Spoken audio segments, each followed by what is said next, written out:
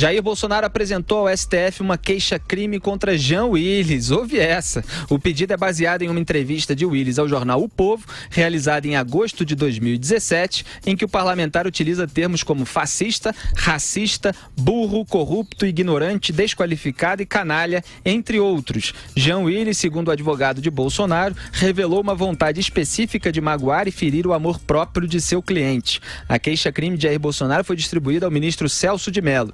Diz o jornal o Globo, aspas, a calúnia tem pena prevista de 6 meses a 2 anos de detenção, enquanto a injúria tem pena prevista de 3 meses a 1 ano. As duas também prevêem multa. A pena de detenção pode ser cumprida no regime semiaberto ou aberto. A defesa de Bolsonaro pediu ainda a aplicação de um artigo do Código Penal que determina que a pena seja aumentada em 1/3 quando o crime é cometido na presença de várias pessoas ou por meio que facilite a divulgação da calúnia, da difamação ou da injúria.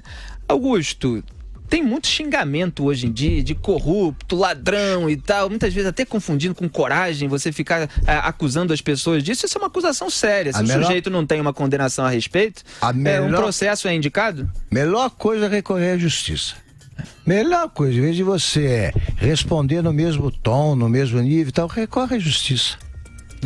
A justiça existe para isso aí. Passou do limite, é calúnia, é difamação, é injúria, pronto. Zé Maria, Jean Willis costuma usar a palavra fascista, por exemplo, como vírgula, né? Aí quando despeja esse monte de rótulos aí contra alguém, o sujeito também está no seu legítimo direito de recorrer à justiça. Os dois, Felipe e Augusto, sempre estão trocando cotoveladas por aqui, né, no plenário. Por isso que eu acho que você tem razão, em vez de cotovelada, o Bolsonaro devia recorrer à justiça, é isso aí. Mas quando eles trocaram cusparadas, um cuspiu na cara do outro, que cuspiu na cara do outro, foi parar no Conselho de Ética, eu acho que ali passou todos os limites, eu acho que a convivência no Mas o Bolsonaro cuspiu ou foi só o Jean Willis que cuspiu nele? Os dois, porque o filho do Bolsonaro cuspiu no Jean Willis também. O filho. Não teve julgamento porque ele não ficou devidamente comprovado e tal, mas houve uma troca. Cusparadas. Então o negócio lá foi feio. E foi pro Conselho de Ética, né, Zé Maria? Não aconteceu nada com o Jean Willis. Quer dizer, foi praticamente um passe livre para cusparadas no Congresso Nacional. Mas pro Bolsonaro também, né? Apenas uma advertência. Todo mundo foi mal. É uma situação meio complicada. Todo mundo foi mal. Mas, na verdade, Felipe, esse tipo de reação, ela acaba sendo muito útil para o público do Jean Willis e muito útil para o público do Bolsonaro.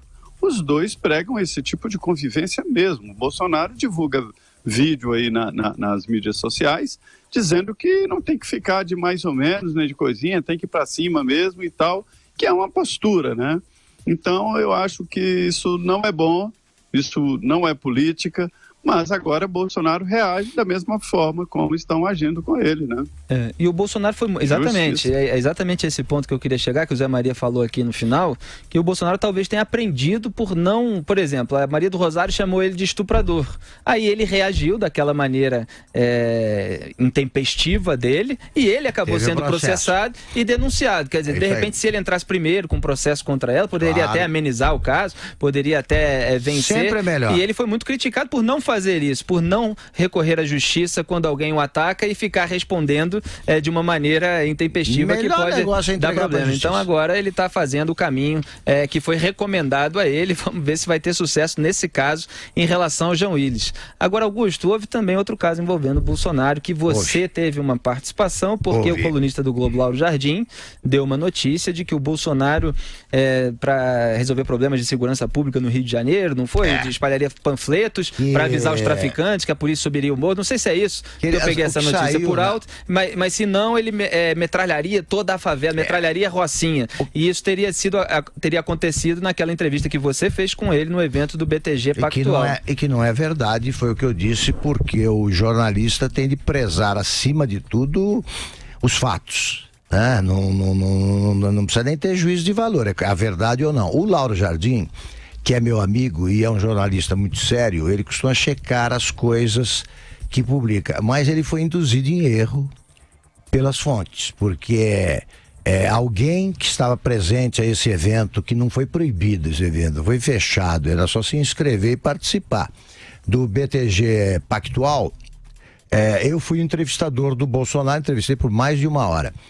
A certa altura, eu perguntei a ele sobre questões de segurança e tal, e ele se referindo ao que houve em setembro na Rocinha, quando 200 bandidos armados ali fugiram, com helicópteros acompanhando e sem que a polícia tomasse qualquer tipo de atitude, ele dizia assim, olha, nesse caso, eu daria um ultimato para os bandidos, que daria voz de prisão. A polícia tinha que ir lá para prendê-los.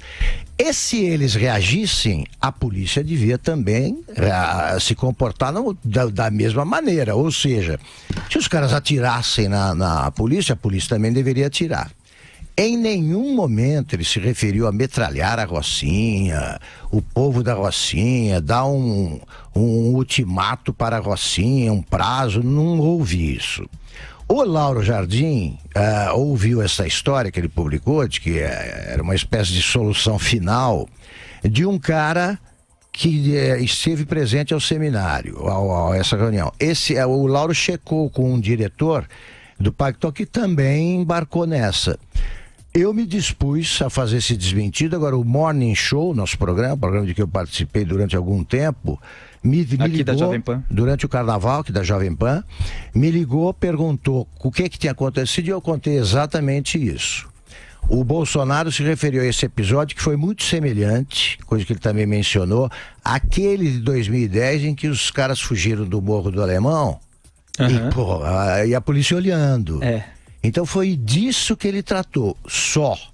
E não fez nada disso aí que o Lauro classificou de idiota a ideia que seria se tivesse sido apresentada, mas não foi.